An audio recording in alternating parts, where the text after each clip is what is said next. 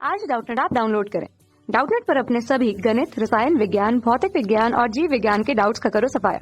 बस प्रश्न की फोटो खींचो, एक ही प्रश्न को क्रॉप करो और तुरंत वीडियो सोल्यूशन पाओ। अभी डाउनलोड करें। दोस्तों, हमारे सामने प्रश्न दिया गया है कि निम्नलिखित वृत्तों के प्राचलिक समीकरण ज्ञात कीजिए। दिया गया है समीकरण x वर्ग धन y वर्ग बराबर y।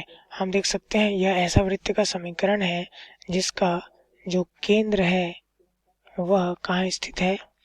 केंद्र मूल बिंदु पर स्थित है, अर्थात x और y के नियामक 0 0 होंगे तथा यहाँ पर जो इसकी त्रिज्या है वह क्या हो जाएगी? जैसा कि हम जानते हैं वृत्त के लिए समीकरण होता है जहाँ केंद्र उसका मूल बिंदु पर हो तथा त्रिज्या यदि r हो, तब वृत्त का समीकरण हम लिखते हैं x का वर्ग धन y का वर्ग बराबर r का वर्ग। यह वृत्त का समीकरण होता है। इसका केंद्र क्या है? 0 0 है तथा यहाँ पर जो r है वह क्या है? इसकी त्रिज्या है। त्रिज्या बराबर r है। यदि दिए गए समीकरण को यदि हम तुलना कर लें तो यहाँ से हमारे पास क्या आ जाएगा? तब यहाँ से त्रिज्या हमारा क्या आ जाएगा? इसे हम पहले इस रूप में लिख लेंगे, x का वर्ग धन y का वर्ग बराबर 9 है तो 3 का वर्ग लिख सकते हैं। तो यहाँ तुलना कर देंगे तो r बराबर क्या प्राप्त हो गया? हमें 3 प्राप्त हो गया। तो इस प्रकार इसकी त्रिज्या 3 हमें मिल गई।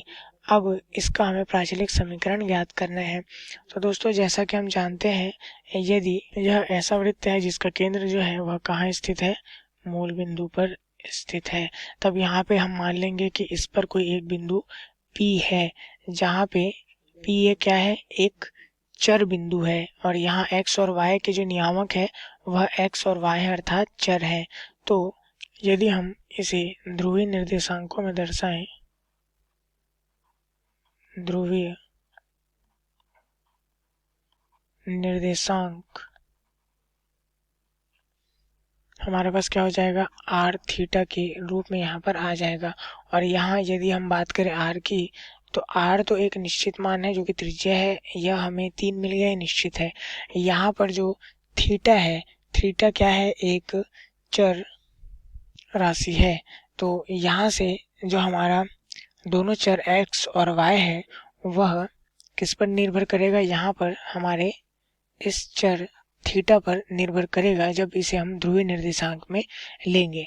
अब यहाँ पर यदि हम बात करें, यहाँ यदि हम x के लिए मान निकालें, यहाँ सबसे पहले हम मान लेंगे यहाँ पे इसकी त्रिज्या r है और कोण यहाँ पर थीटा बन रहा है।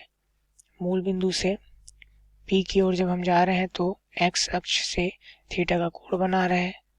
तो यहाँ पर इसका नियामक x हमारे पास है, तो यहाँ से यहाँ तक की दूरी हमारे पास क्या हो जाएगी? जैसा कि हम जानते हैं यदि हम लिखें cos थीटा के लिए, cos थीटा क्या हो जाएगा? आधार बटे कर्ण हो जाएगा। यहाँ पर इस मूल बिंदु को O से, यहाँ इस बिंदु को M से, इसी प्रकार यहाँ इसे भी जोड़ देते हैं y x अक्ष के समांतर और इसे n से दर्शाते हैं।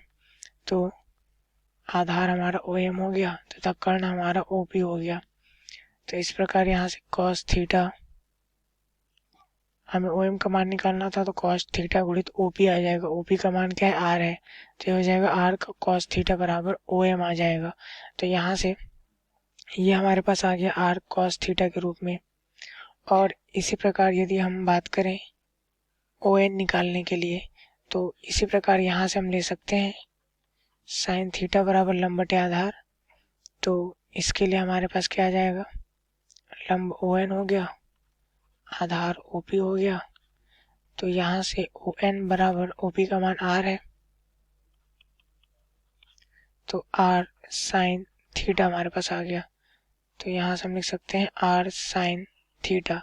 तो यहाँ से हम देख सकते हैं x के बराबर हमारे पास क्या आ जाएगा? अतः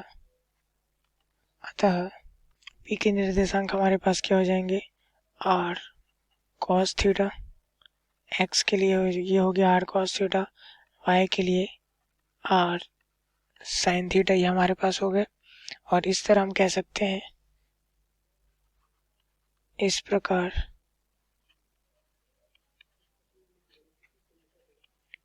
वृत्त का प्राचलिक समीकरण, वृत्त का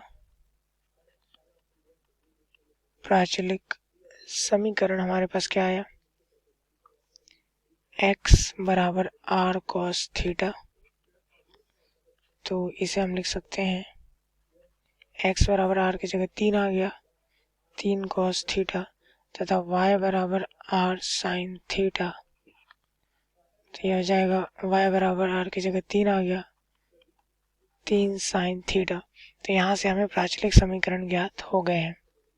तो उम्मीद है आप लोग को यह सवाल समझ में आया होगा। धन्यवाद।